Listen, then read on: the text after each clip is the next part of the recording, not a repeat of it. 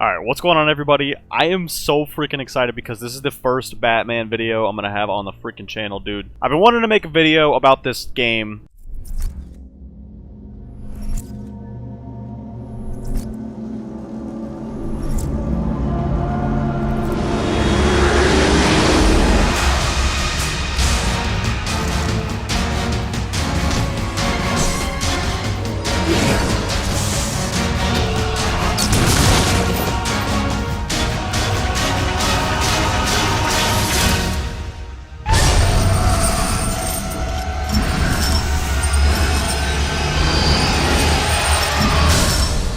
Batman. This game really was one of the biggest parts of my childhood, to be honest with you. There was a couple other games like Pokemon that was out there, or like, you know, Black Ops 1, Black Ops 2, stuff like that. But this game really, you know, I remember literally walking into Walmart. I didn't even know this game existed. I walked into Walmart, I was going through the aisle, and I see these teenagers. Maybe, I don't know, maybe I'm 10 at the time. Dude, that's nuts. I was literally 8 when this game came out. So my 8-year-old little ass is in Walmart, and I see these like teenagers playing this game, right? And these aren't even like big guys. Like, these are just two just like kind of nerdy looking dudes. These guys are just dogging on all these prisoners, these inmates, and I see Joker. Oh, dude, I remember being so scared just because of the music. I don't know why. Like, the game is just, it sets a vibe for you, and it really like puts you in a world. It really immerses you in that, and especially never seen in a game like that beforehand. I mean, it was one of the biggest surprises to us when it finally came out and it finally was in our hands and able to play. So that's part of the reason I think personally that Batman is, the Arkham games just go so hard, because there's never been a better game. Kind of like how, I mean, for Spider-Man 1 and Spider-Man 2, for like the PS2 and all that stuff, those games were amazing too, but nothing compares to Marvel Spider-Man. And now we're gonna get Marvel Spider-Man 2. Dude, like nothing compares to Arkham Asylum. It was the first and it did it the best. Now I know there are like upgrades that happen throughout the other games, but to be honest, I really think that Arkham Asylum is better than the other Batman games. I think that like maybe in the story overall, like some of the other games are better, but I definitely think that this captures the most comic, you know, kind of style. It's, you know, the Joker basically runs the entire game, so you're constantly being thrown around and being told what to do from the Joker, and it's just a really, really cool thing, because you hear Mark Hamill. This version of Joker, like, I'm gonna go through all the villains. I'm gonna talk about Batman, all just for like a couple minutes each. But this Joker is my favorite in my version of Joker. There is like, and it's not just because of how it's voiced. I mean, to be honest, like, it can be just because of how it's voiced, because holy shit is it just amazing. But just the design, I love how slim he is. I love how unhealthy. I mean, if you're younger, you don't even think unhealthy, but you're just thinking, like, this guy is a fucking psychopath. Like, this guy is fucking weird. Like, that's all you think. Like, there's nothing else to say. The receding hairline, the fucking pointy chin, dude, the bloodshot eyes, the creepy-ass smile, like, it's just, bro's got drip. Joker has drip in this game. Me? It was your plan, you goofy clown!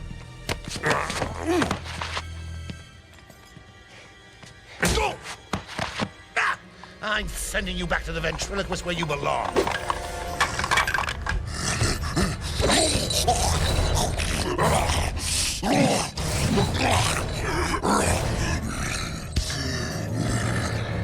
But yeah, in this video, I'm literally just going to talk about Batman, like what I like about Batman, what I like about the villains, and just kind of the quest of the game.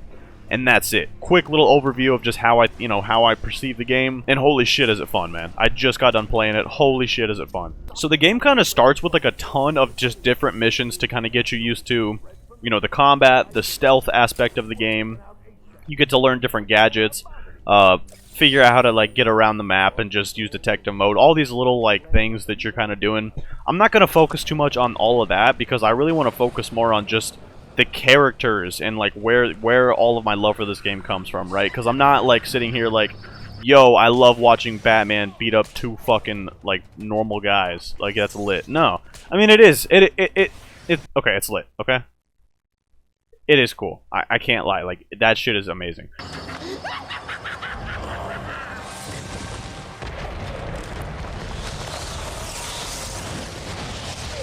Little bat, you're in my world now.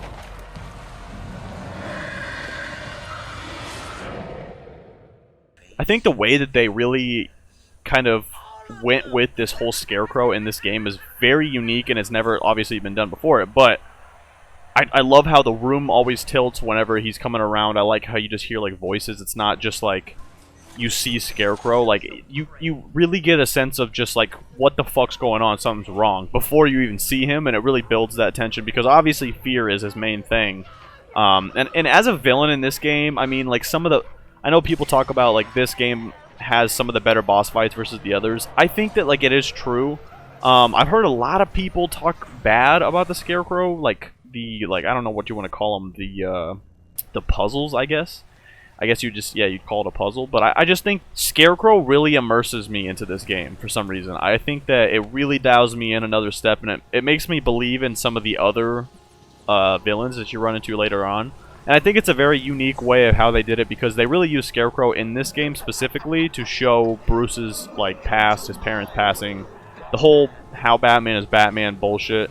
Because we've seen it so many times, and when it was redone in this game, and you're kind of just, like, at different points, obviously it hits you. Like, at one point you're walking down a hallway as, you know, and, like, shit starts changing. Sorry, you become Bruce as a kid. Like, there's so many cool little sequences in the game just involving Scarecrow, and I feel like without him being in the game, I don't think that there would be as much character growth as Batman, even though there's not a ton. But, I mean, like, this is the first outing of like, this is just your classic badass Batman. Like, he's already kind of like on him fighting is his character growth in a way. Like, it's him defending his parents. I don't know, I just fucking love this game. I'm talking too much. Now, everybody always trashes on this Bane boss fight, and to be fair, like, now that we've had all of the Batman games, yeah, you can look back and be like, that shit's stupid or whatever, but like, and even people shit on the design of Bane in this game. Dude, Bane is fucking sick in every game that he's in. I don't know what people are talking about. I love Bane.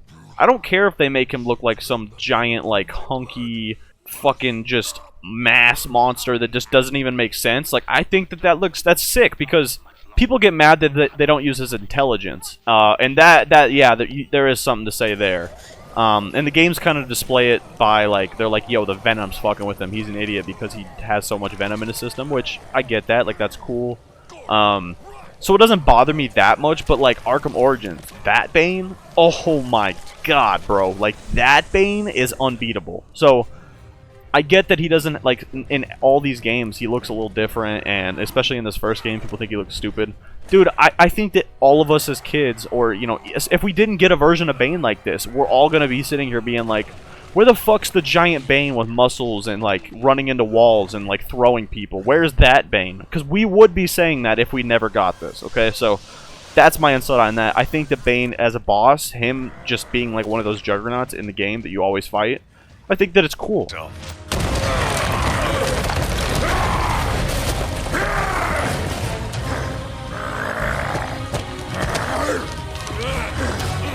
I will break you, Batman! Stand the Bruja! No, Bane. This time I break you.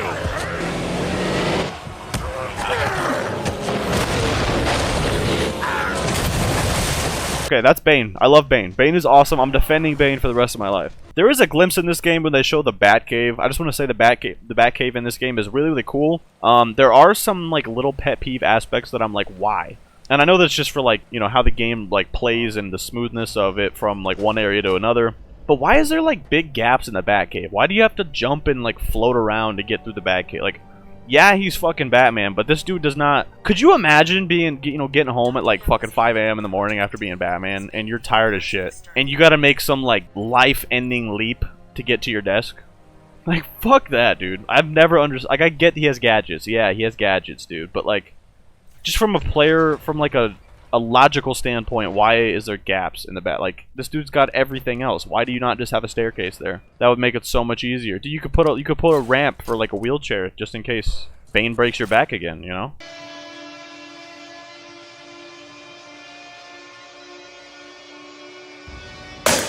Are you ready, Jack? Yes. Yes, I am. Oh. And it's been hard. It's been hard for me ever since, you know, my cat died. I've been out You're a here wonderful just knight. trying to mosey my way through Gotham. You put over the line. Victor Zsasz, I don't even know if I want to talk about him. I like the idea because it's a very realistic, horrifying, just kind of character. It's definitely like a grounder in this whole Batman game, especially in this Batman game, because like I said, it is like kind of comical. It's very, now that I'm older, it's very easy to see that like some of the shit just wouldn't happen. But as a kid, you're like freaking out, right? And I think that Victor Zsasz is just a great, I don't want to say a serial killer is like good, but Victor Zsasz, thumbs up. That's okay. I'm okay with that.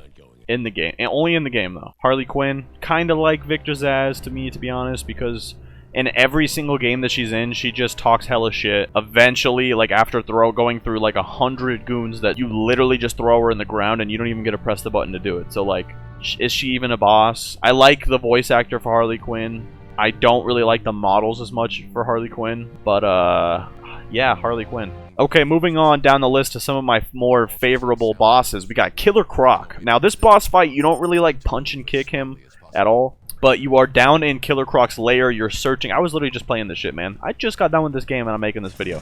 This is lit. So, we're down in this freaking lair, right? And we're looking for spores of a plant. That way we can make an antidote for the Titan formula, right? This boss fight, this boss, you know, whatever you want to call this area in this game is lit. I love the atmosphere. Somehow they made the audio in the game like really realistic, because when you're running through the tunnels and you hear Croc either like underwater or just echoing, like there's some situations where you're walking and it's like, holy shit, I feel like I'm being followed right now. Like, and I'm playing in broad daylight, like, for this section of the game. So I don't know if it just helps with the immersion. I know that the Scarecrow stuff was kind of right before Killer Croc, and that obviously leads into like the horror aspect of it. I love this design of Killer Croc, to be honest with you. I think that this is probably one of my more favorite like iterations of him. I like him in Arkham Origins as well. I wish that there was just more with him that, you know, like this, to be honest with you, because this gives us an aspect of his like water combat and just different, you know, water aspects where you're trying to be quiet because he's in the water, he's faster, he's silent. It makes sense because he's fucking Killer Croc, right? Like, he's gonna kill you. Killer Croc, dope design in this game. I love the atmosphere of it all. Even though you don't actually get to fight him, you really outsmart him in the end by blowing the floor up underneath him, whatever. When that gate shuts and you like run up to it at the end of the boss fight and you're trying to get out of his lair, it is, when the gate shuts, like, you literally shit yourself when you first play this game. I'm telling you right now. So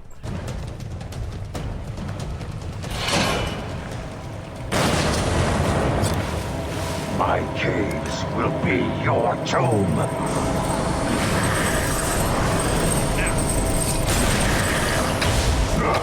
if you guys haven't played this game, just go play it. Stop listening to me spoil it.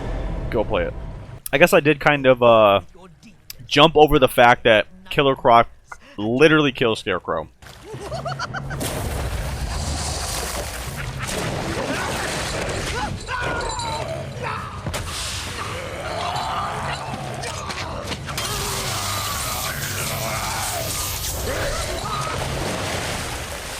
Or doesn't, I guess, because he's in, you know, Arkham Knight, but whatever. Okay, the Poison Ivy boss fight. I will say that I actually really like how Poison Ivy and all of her effects spread across the entirety of the island, and it kind of like multiplies and gets stronger, obviously, as the game goes on. Love the concept. She's definitely like an overpowered character, and they really like let that shine in this game. Love it. I really like how it kind of builds and like the color differentiates between the different levels, between the different bosses, and all that kind of stuff. I want to say that Poison Ivy for sure is the best at that. She creates a really good atmosphere before the boss fight. I want to say that her boss fight, especially when I was younger, was one of the more difficult ones for sure. I remember that one, and then I remember when I was playing against Mr. Freeze in Arkham, and Mr. Freeze in Arkham City is just broken, dude, and I love that boss fight to death. That's probably everybody's favorite boss fight in every Batman game ever, but I want to say that this boss fight was definitely challenging. I like how they make you run around a lot. There's different attacks. A perfect example, I guess, of Poison Ivy's boss fight in current games would be Mr. Negative in Spider-Man PS4. Just, you know how you have to dodge off, like, when you're in the train, you have to dodge off the walls and you have to dodge the bottom. It's kind of the same kind of style of fight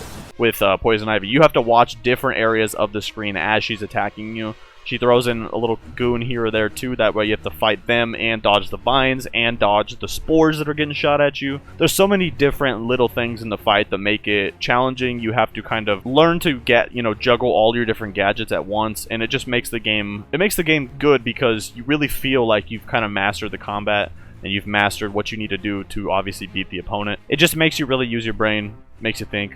Great boss fight. Poison Ivy, amazing. I will say, she needs to stop fucking moaning in these games. Holy shit.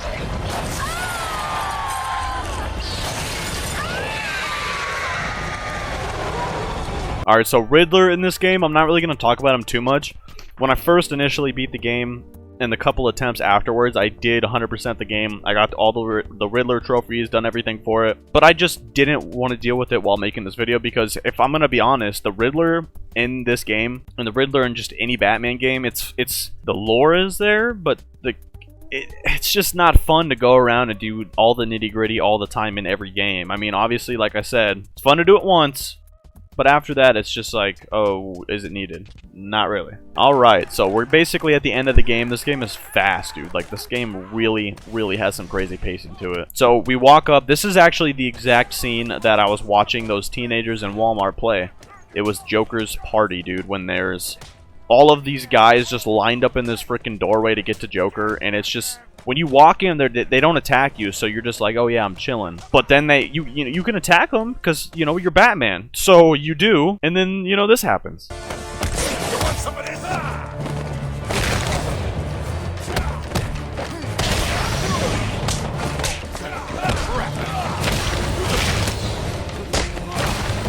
You're gonna believe that.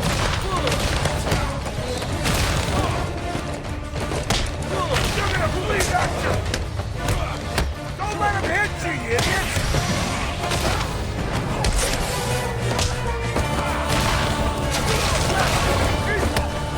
Get him on the ground and stuff on his face!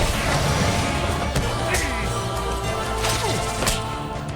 I'm gonna pulverize you!